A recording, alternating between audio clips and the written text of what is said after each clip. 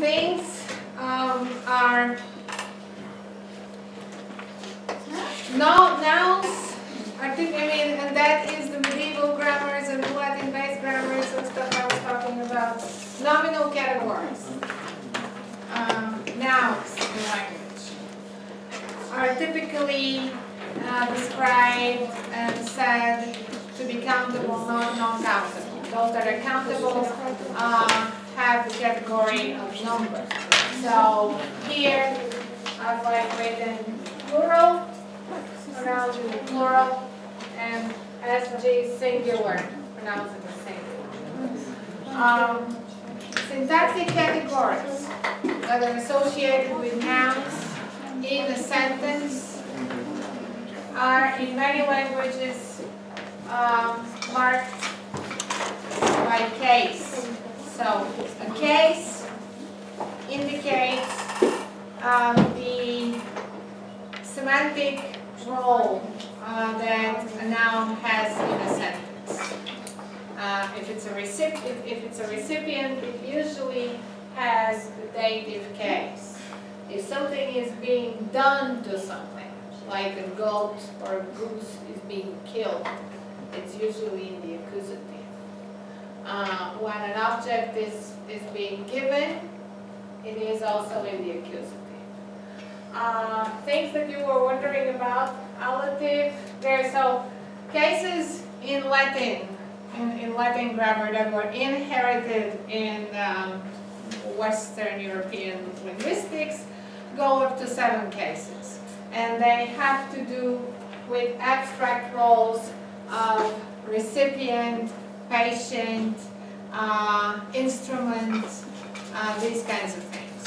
There is also the appellative. In a lot of other languages, Finnish is one of them. The case system is actually the spatial system that has been, spatial is not clear either. There are a lot more cases in Finnish that have to do. About 15 or 16. But these in Finnish and many other languages, cases have to do with movement to an object or placement to or close to the object. So proximity or distance from the object. That is, imagine the positions in Turkish. In Finnish, they are cases on nouns.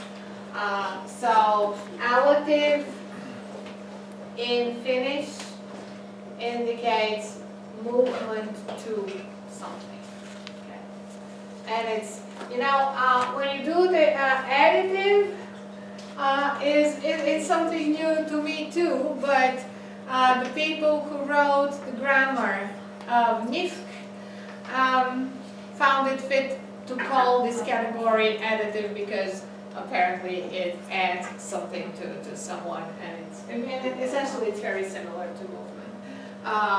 And this is, that don't let this scare you away. When you read grammars, when you get into typology, you'll be seeing a lot of notions that are not necessarily familiar to you. And it's a question of building up a grammar, but a grammar that's more cross-linguistically informed. And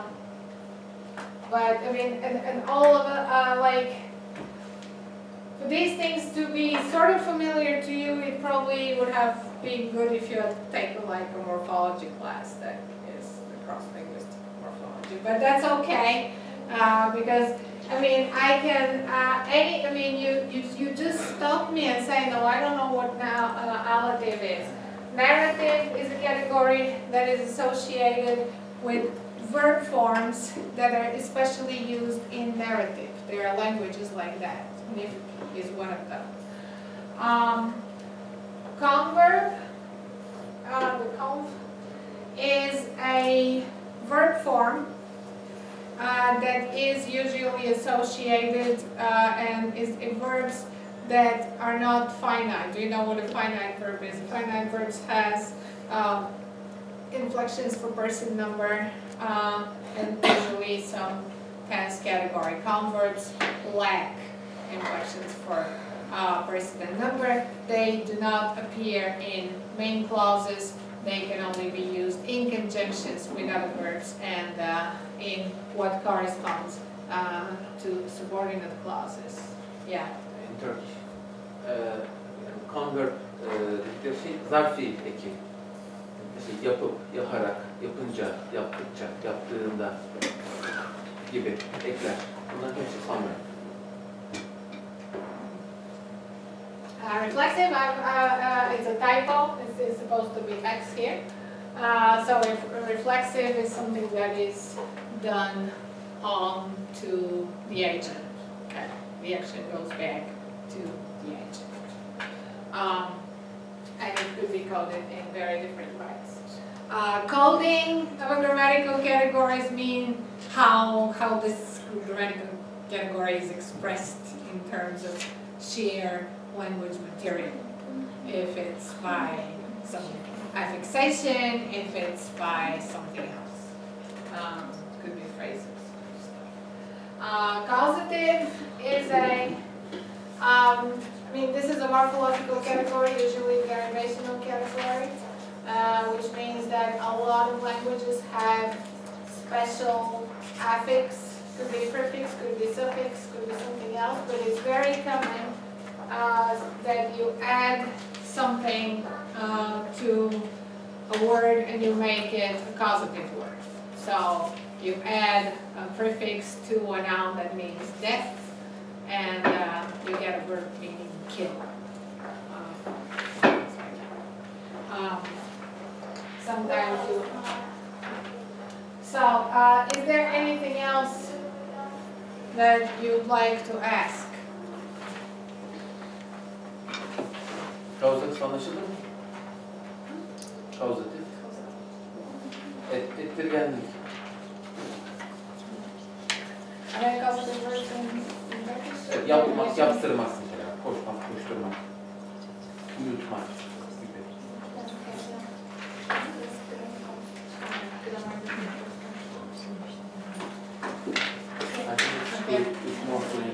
It's better now? Okay. Please don't hesitate to stop me when it becomes a meeting. You shouldn't sit and just think that I should be in a position to explain what I'm saying. So when it becomes clear that what I'm talking about is not what you have been prepared to hear, you should just make it clear that I should stop and track back, and we'll go on. Yeah.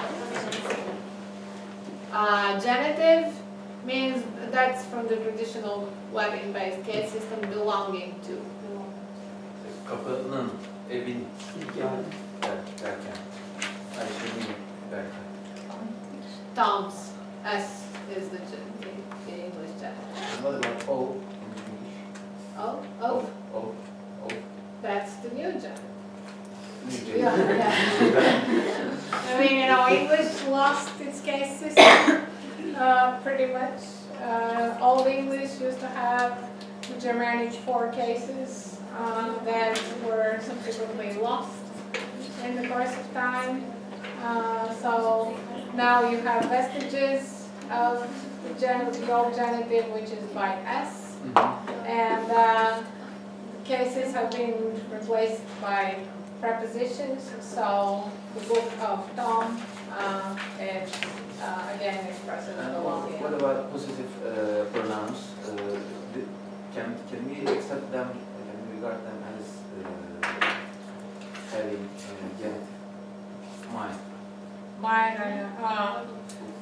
well, what? Because in Turkic language, possessive pronouns are structured with a genitive. With a genitive. Well, I think it's if it serves your analysis, like sure, but possessive pronouns have a more adjectival function in English, so I don't see them necessarily as cases, but it really depends what kind of, why do you want to see them as genitives? What does it buy you? I mean, always like if you... Alice book. Okay, Alice's book. Alice's book. Yeah. His or her book. His or her. Well, but it doesn't, I mean, it does is a possessive phrase. And it doesn't mean it, if we define case as something that is a bound expression on a nominal, then we have to get those out because they're not bound and they modify a noun rather than being affixed to a noun. It really depends how you're going to define case. Because you define case in, I mean, if you define case as a morphological category, then the possessive pronouns don't count as case. Right? Okay. This is what I would say. Okay, I feel, you know, maybe this little bit I will say, because if people are so, maybe this should be enough for people, but should I go on, because sampling is a whole other like bag of worms. Is it gonna be too much for today so we can go home and digest it and maybe gloss like some Turkish sentences, and I could go over sampling next time when you have read. What do you think? We should go on. Ne düşünüyorsunuz? Devam edelim mi? Tamam.